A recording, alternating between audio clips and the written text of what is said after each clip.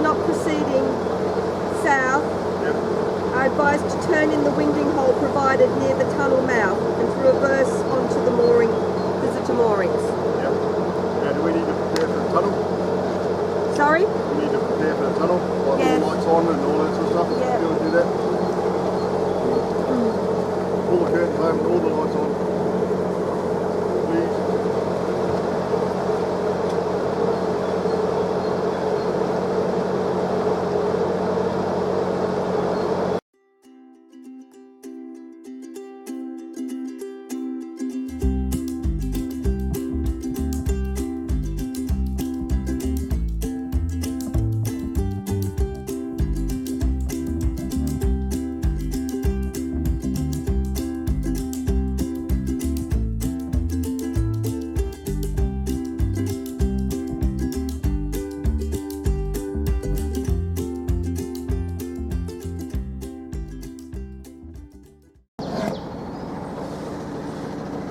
We're preparing ourselves to go through the Blissworth Tunnel, which is 3,076 yards.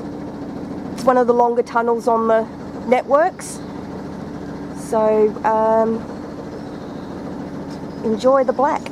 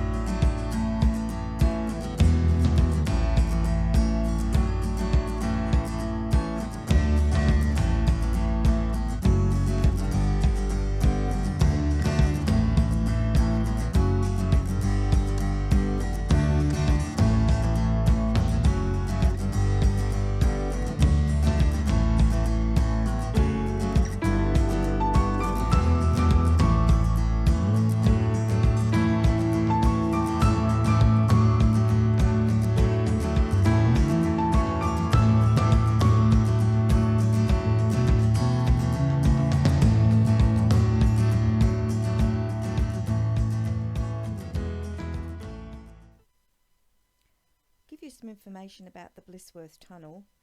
As we said, it's the third longest presently navigable tunnel in Britain. So it's just over 3,000 yards long. The first attempt at a tunnel commenced in 1793, and that was abandoned 3 years later due to unsuitable ground. The ground was unstable. So in the meantime, cargoes were being shipped across the hill, firstly by horse and cart and then by tramway. That was also part of the downfall of the canal as well. A second attempt at tunnelling on a different alignment was successfully opened in 1805, and it had been completed, and then that was the fulfilment of the Grand Junction Canal. The tunnel's dimensions allowed narrow boats to pass inside, which we didn't think about when we were looking at whether we could go through with or without someone coming the other way. But it can go through with two. Only one wide beam though, so you have to make sure there's no wide beam coming. And there is no towpath.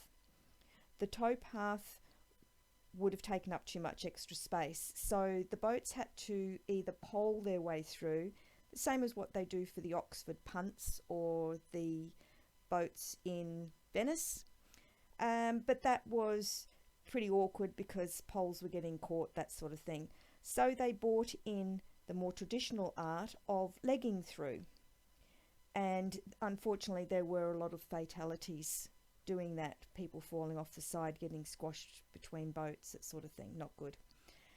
And the canal company provided registered leggers who wore a special armband showing that they were professionals. And what they basically did, they got a board, and they put the board on top of the boat, and these guys hung off the sides of the boat, put their feet against the wall and legged it through.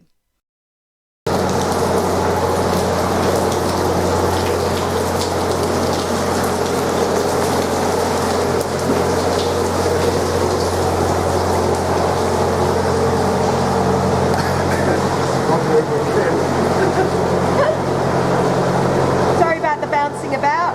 There's large amounts of water coming through certain sections, and we're trying to avoid being hit and making sure you guys stay dry too.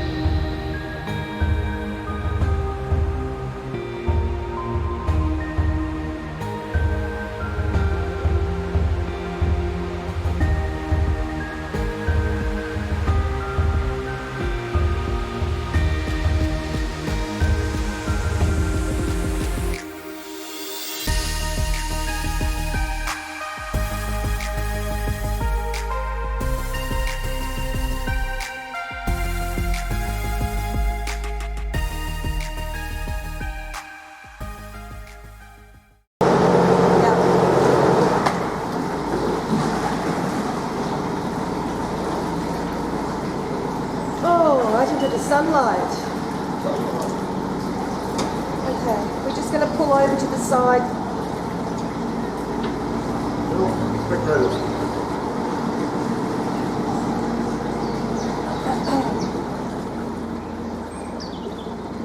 So where's the band? We've got the people. Where's the band? Thank you. Oh, it's so cold in there. Yeah, it's fresh enough just standing at the entrance, Oh. let alone driving through, I'm sure. And wet. How long does it take you to come through? What's the time now? Hang on, I'll just get on. 2:15. 2:15. What do you think at 2?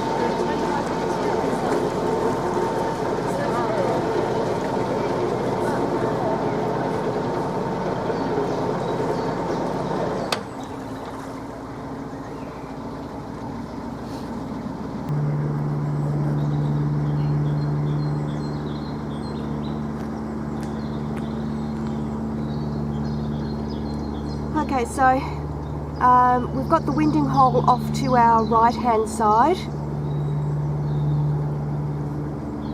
Come with me. So, where's your finger? There's my finger. Okay, so the winding hole is there. And we have to go into the winding hole and then reverse down the canal into a spot. So Craig's just going down now to pace out a couple of spots to see whether we can get the boat in. So.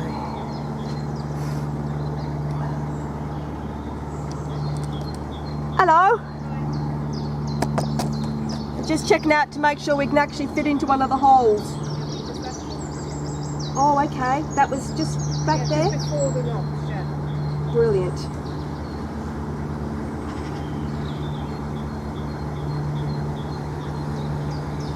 You'll be fine. We can do it, anyone can do it.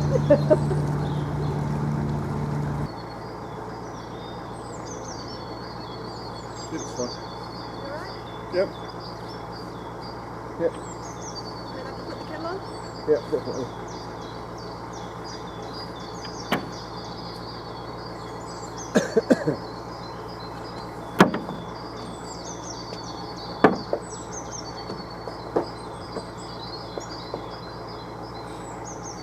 Ready for today? That's it for today.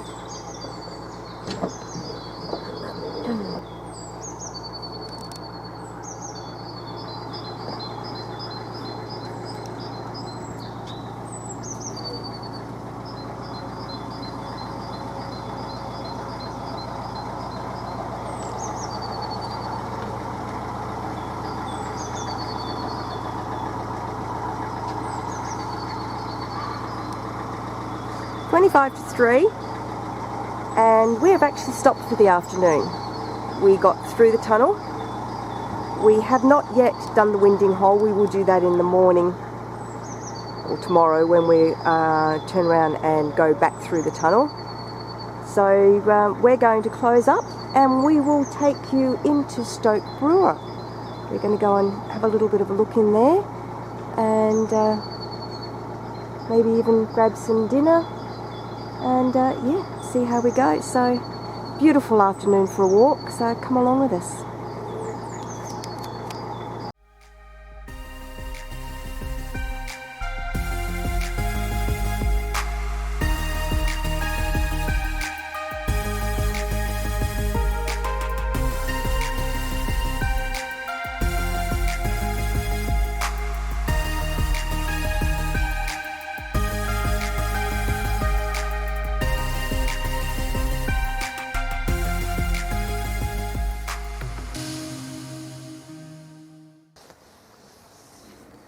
Rightio, so we've had our cup of coffee and it is 3:15, so we are now going to go for a walk into town to check out all the eating places. That's the winding hole that we're going to be using tomorrow. There you go. Alright. I'll wake you up a little bit later when there's something interesting to show. So this is the main area of Stoke Bruerne, and if we wanted to go further, as you can see, there are locks, but we're not going to go any further. We've got the museum on that side and one pub over there. We're going to go down and have a look at the other pub and see what's going to be available. So these locks aren't particularly deep, but they're like the Badby locks, very, very heavy.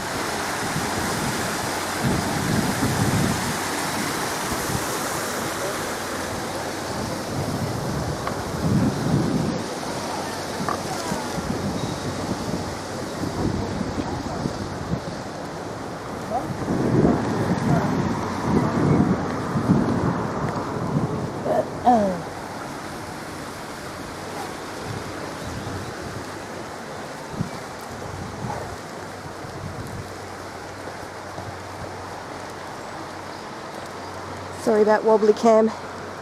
The gimbal doesn't work on this, and Craig's phone has died with power, so it's arm motion again, which is a little bouncy, but still you get the gist of where we are and what we're doing. Got the beautiful honey-coloured stone.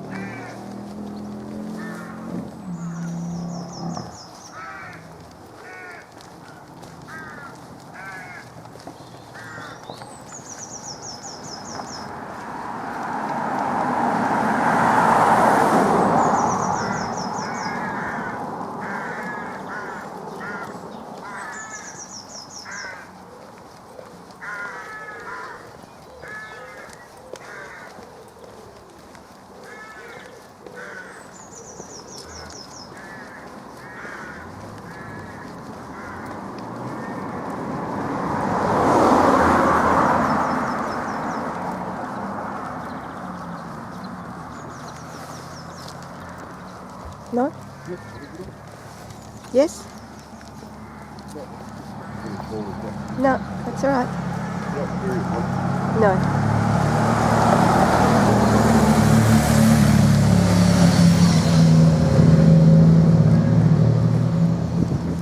All you can see is the rooftop. It's very grand.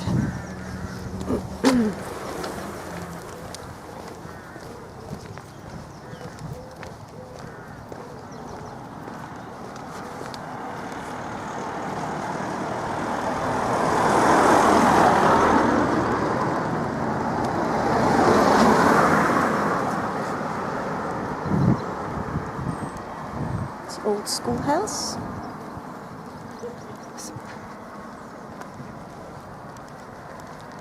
That's a little chocolate box, isn't it?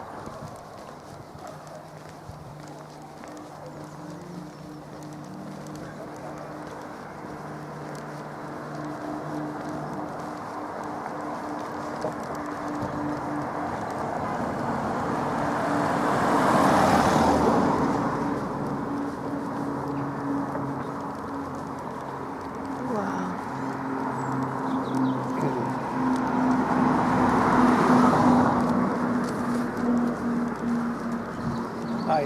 Hello.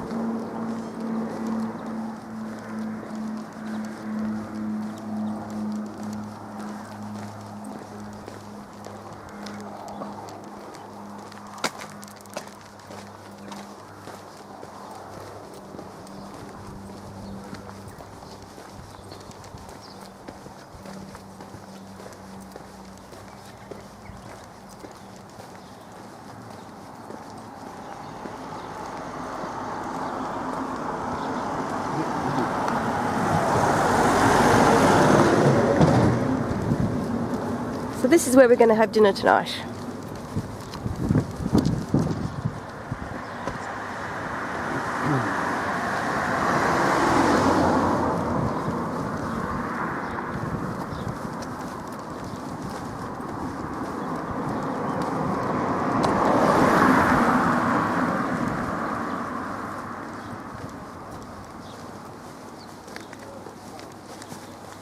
Beautiful garden.